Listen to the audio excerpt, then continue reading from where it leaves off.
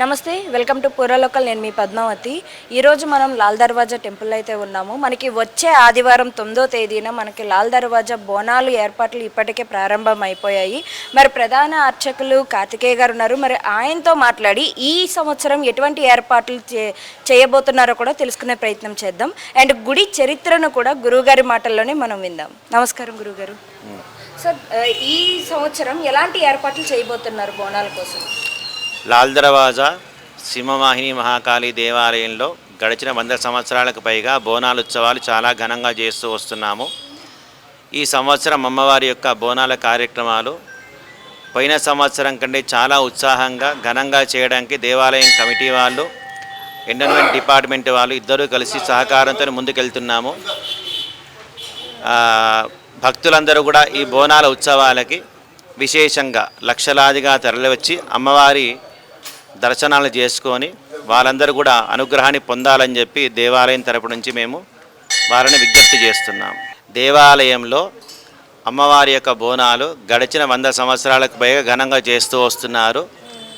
ఈ అమ్మవారి యొక్క మనం చూస్తున్నటువంటి మూల విరాట్ ఏదైతే ఉందో, కంచి పరమాచారి అయినటువంటి చంద్రశేఖర సరస్వతి స్వామివారు స్వయంగా వచ్చి అమ్మవారి యొక్క మూల విగ్రహాన్ని స్థాపన చేసి అమ్మవారి దేవాలయంలో జంతు బలి అనేది లేకుండా పూర్తిగా సాత్వికంగా అమ్మవారిని సేవ చేయాలి, అమ్మవారిని శ్రద్ధాభక్తులతో పూజించాలి, కుంకుమార్చనలు చండీ హవనాలతో అమ్మవారిని ప్రసన్నం చేసుకోవాలని చెప్పి స్వామివారు ఆదేశించారు.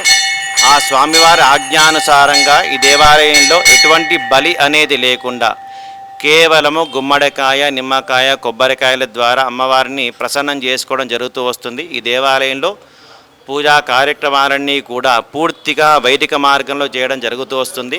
ఈ దేవాలయంలో అమ్మవారిని నవరాత్రులు ముందు రోజుగా అమ్మవారిని అభిషేకము కలశస్థాపన చేసి అమ్మవారి యొక్క నవరాత్రులు 9 రోజులు ఘనంగా చేసుకుంటాము. నవరాత్రులు ముఖ్యంగా మొదటి రోజు కలశస్థాపన, రెండవ రోజు అమ్మవారికి అక్షతార్చన, మూడవ రోజు అమ్మవారిని ఘటస్థాపన అంటే ఉత్సవ విగ్రహాన్ని తీసుకురావడం, అమ్మవారిని అక్కడ దేవాలయంలో స్థాపన చేయడం. ఆ తర్వాత నుంచి ఈ బోనాలకు సంబంధించిన కార్యక్రమాలన్నీ ఎక్కువగా సాగడం మొదలవుతుంది. ఎప్పుడైతే ఘటం అంటామో దీని అంటే ఉత్సవ విగ్రహం వస్తుందో అప్పటి నుంచి అమ్మవారి యొక్క బోనాలు ప్రాధాన్యత తీసుకుంటాయి.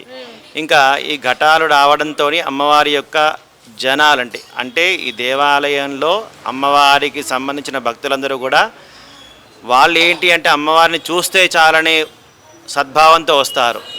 ఈ దేవాలయంలో అంటే మేము మా తరపు నుంచి మేము చేయగలిగినంతనే చేస్తున్నాం, కానీ వాళ్ళకి మేము చేసే చాలా తక్కువైనా అమ్మవారిని చూస్తే చాలన్న సద్భావనతో వాళ్ళు వస్తున్నారు కనుక అమ్మవారు అలాగే వాళ్ళని కరుణిస్తూ వస్తుంది.